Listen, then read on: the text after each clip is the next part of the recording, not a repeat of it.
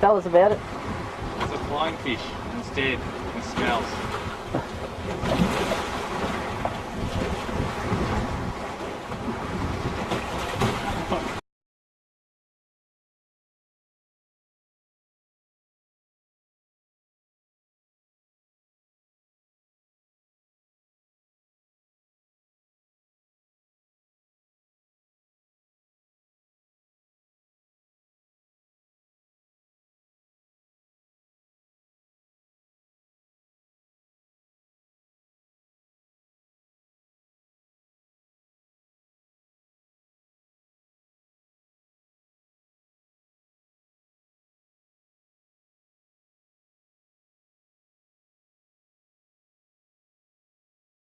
It took a while to start to sink, but it does sink.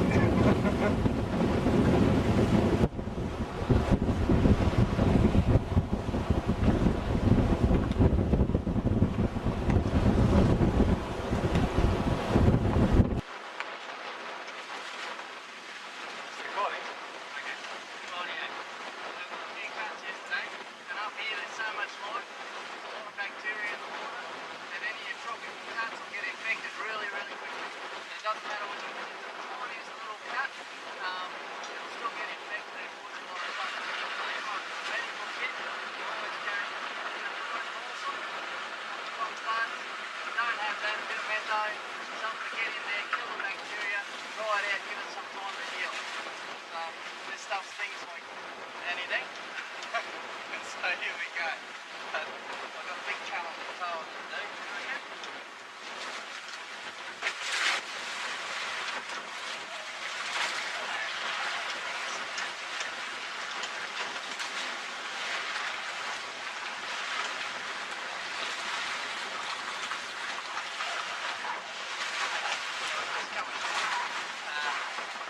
The other day, we're going to go and have a look around. Actually, on the way in, floated up on the beach up there. We're going to go and have a look, see whether it's any better than the one we got.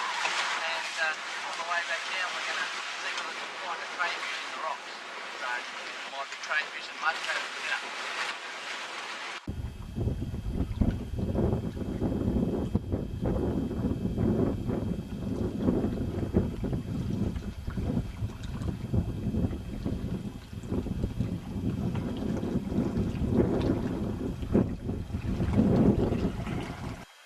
Walking along these rocks, looking, like I said, looking for a crayfish I was, but there's a mud crab over here I'm going to grab instead.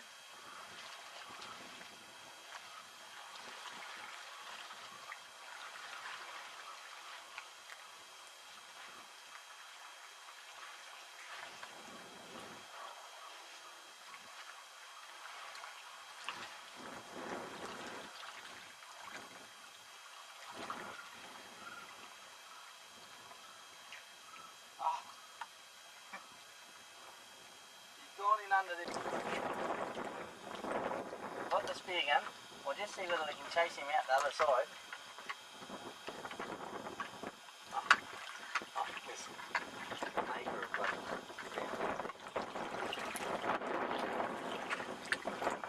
No, let's find other ones.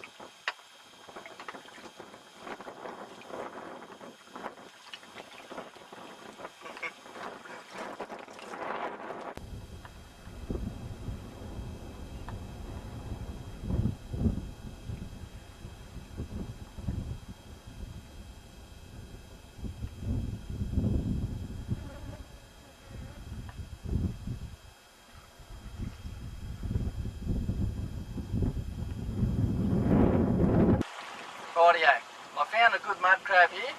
He's just buried himself down in the sand here.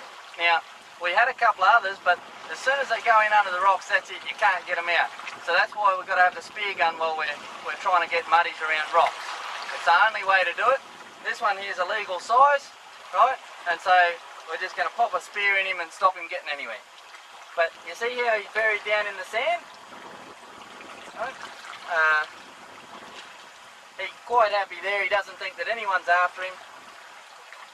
But we're going to have him for dinner.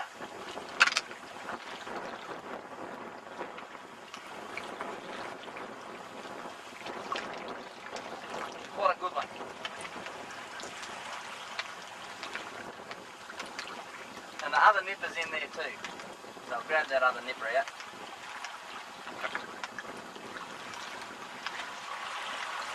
Beauty. How easy is that? Who needs crab pots and bait? And you see there's another little mud crab. He's undersized, that one obviously.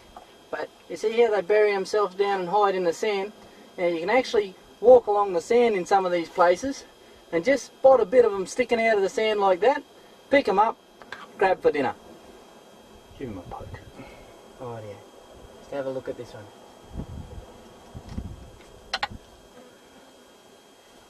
Playing dead. There you go. And most people wouldn't spot them.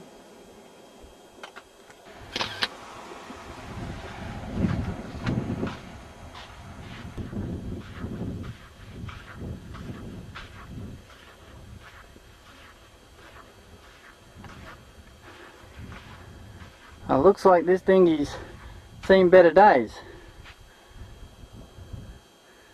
It's obviously been swamped, washed up above the high tide line. Could be repairable, but we don't have room or time to do it, so we're just going to leave it here.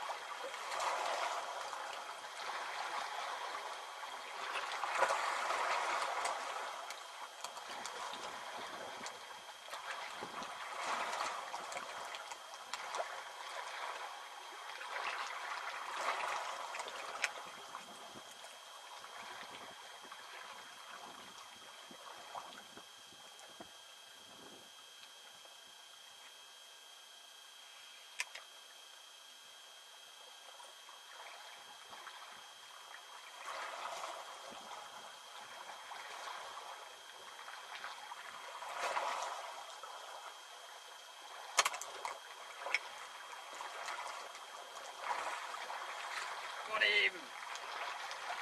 Caught another one! Easier than setting a crab pot.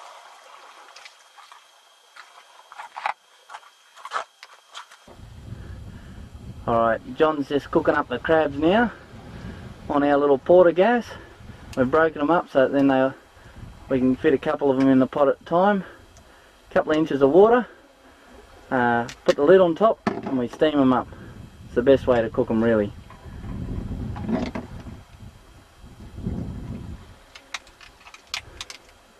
Couldn't get much fresher than this.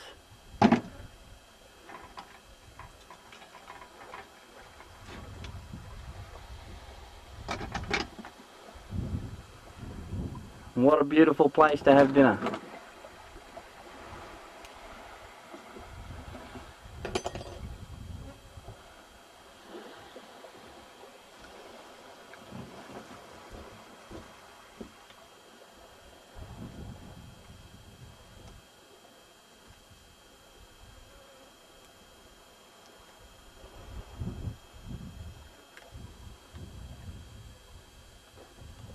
As you can see, I've picked up our main anchor.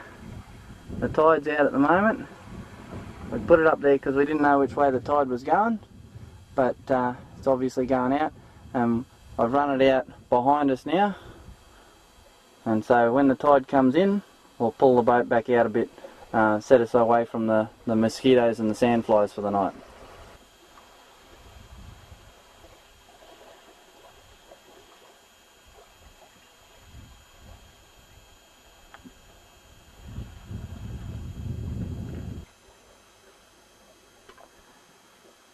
The The skipper's just having a shave.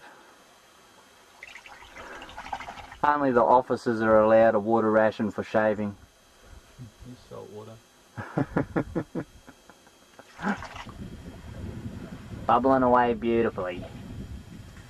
Some fresh crab and whiskey tonight, but we got no ice. It's day 7. All the ice melted in day 4.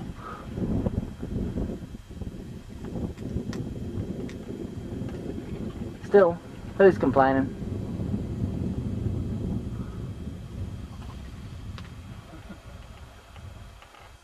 Rightio, it's just after dusk and we've just finished cooking these up. There's what a beauty, eh? We've got all this yummy crab here and it's absolutely delicious. I'll just grab a bit out of there. Mmm. Oh, spot on. Hey, that's beautiful. That's really, really nice. I bet you wish you were here. Cut.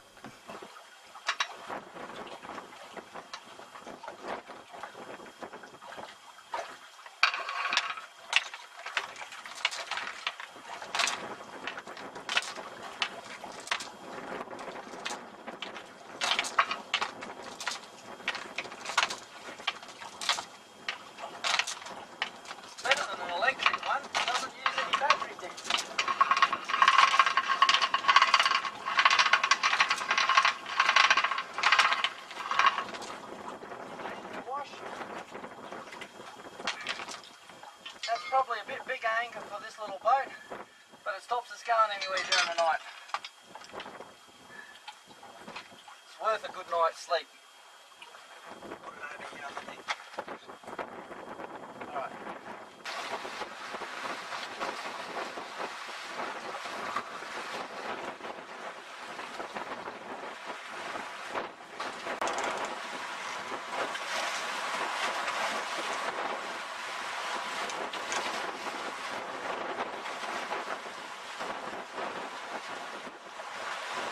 Alright, we just left Cuthbert Point where we had that beautiful feed of crabs and now we're sailing out to Marooned today, hopefully. It's about 40 miles, but we've got some good wind at the moment just to keep us in about the right course, and then we'll tack back in when we get out here.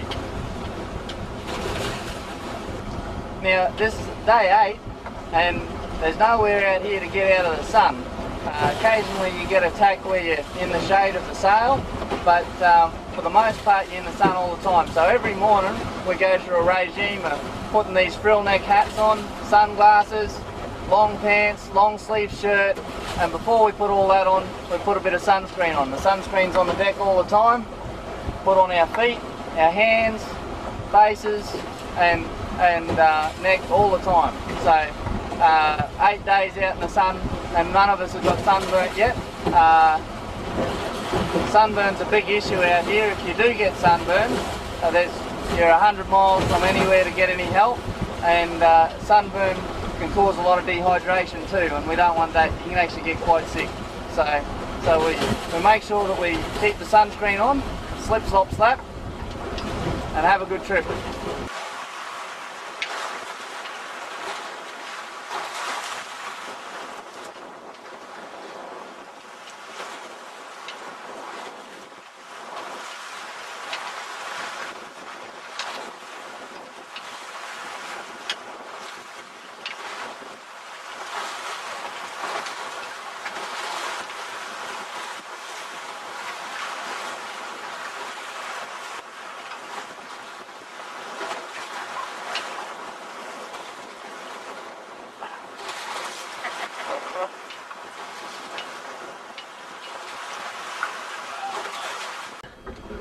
We got a bit of weather at the moment. It's not real bad, it's just a little bit of waves. Too much to have the camera on deck. But I'm going to do a man overboard drill and just show you how quickly you lose sight of something in the water. Now, I've got a coconut here and I'm going to chuck it overboard and see how quickly you lose sight of it. Now, to round up this boat, even if you knew straight away that somebody fell overboard, it'd take at least 50 metres to stop it. And you'll probably lose sight of this long before that. Uh-oh. Man overboard. Keep your eyes on him.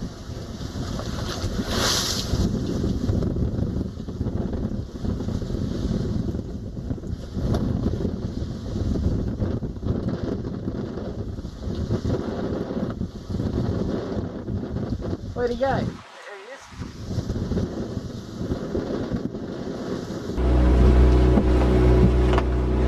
Now, salt water is a really good conductor. So any of your batteries, you need to make sure they're kept dry the whole time. Unfortunately for us, all our batteries were in packets sitting in a bucket, and the bucket got some water in it and we didn't know. So a lot of the batteries died. So I'm just going through with some metho and rag, cleaning all the batteries up, trying to salvage what we can, because we need these batteries for our torches at night, and we've also need them for the GPS, so it's pretty important. But anyway, back to work.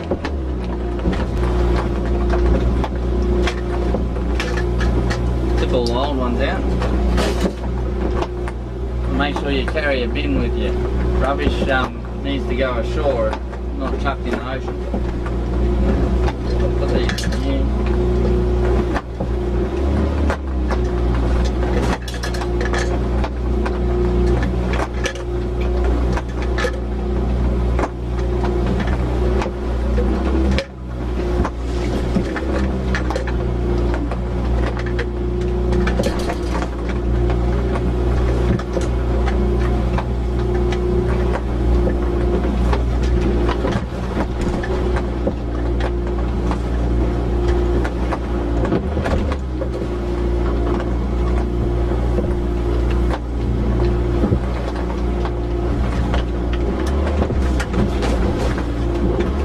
Isn't the average torch, it's a dive torch, but it's got a strap on it. Make sure it doesn't go overboard. We can clip it on at night, and there we go, put it new again.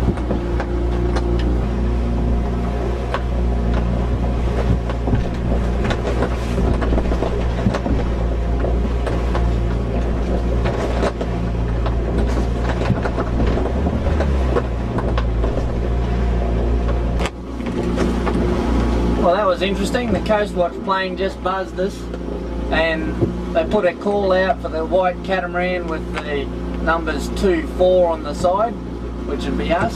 The catamaran's name's 2x4, and I responded to the call on the VHF. They called me to channel 72.